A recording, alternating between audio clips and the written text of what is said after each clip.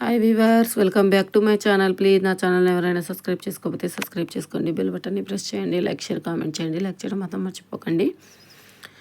ఈరోజు నేనైతే చాలా సింపుల్గా స్ప్రౌట్స్ పులావ్ చేయబోతున్నానండి. చాలా సింపుల్గా అయితే చేసేసుకోవచ్చు ఇంట్లోనే. ఎలా చేసుకోవాలో చూపించేస్తానండి. మీకు కూడా నచ్చితే ఎలా ఉందో కామెంట్ చేయండి. ఇప్పుడు ప్రాసెస్లోకి అయితే వెళ్ళిపోదాం.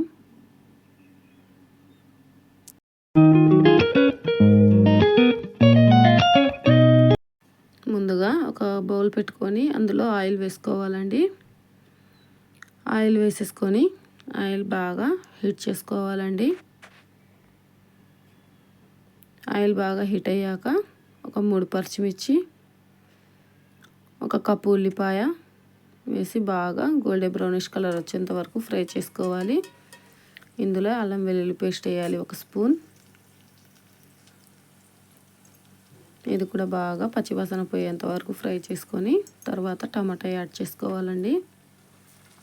టమాటా కూడా మగ్గిపోవాలి బాగా మెత్తగా. ప్లేట్ పెట్టేసి ఒక 5 మినిట్స్ కుక్ చేసుకుందాము. 5 మినిట్స్ తర్వాత చూపిస్తానండి. చూడండి స్ప్రౌట్స్ అవి. ఇప్పుడు 10 నిమిషాల తర్వాత మన టమాటా కూడా కుక్ అయిపోయిందండి. ఇందులో స్ప్రౌట్స్ వేసేసుకోవాలి. స్ప్రౌట్స్ వేసేసి స్వీట్ కార్న్ కూడా వేసేసుకోవాలండి. వేసేసి బాగా కలిపేసుకోండి వీటన్నిటిని. స్వీట్ కార్న్ మీ ఇష్టం అండి, వేసుకుంటే పిల్లలు చాలా ఇష్టంగా తింటారు.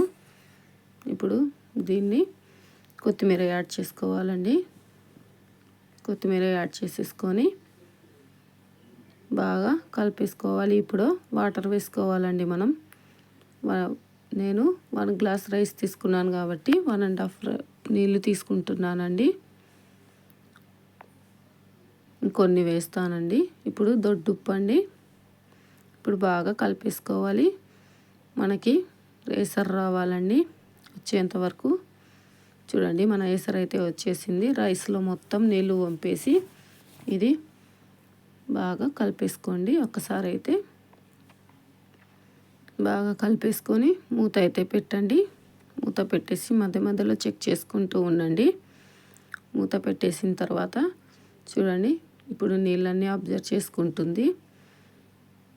ఇంకొంచెం అయితే పలుకుందండి. మళ్ళీ మూత పెట్టేసి వదిలేద్దాము.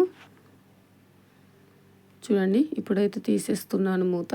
చూడండి మన పులావ్ అనేది బాగా కుక్ అయిపోయిందండి. ఇప్పుడు వాటర్ కూడా కొంచెం ఉందండి. ఇంకొక 5 మినిట్స్ ఉంచుతానండి. ఇంకొక 5 మినిట్స్ తర్వాత చూపిస్తాను. మూత పెట్టేయండి.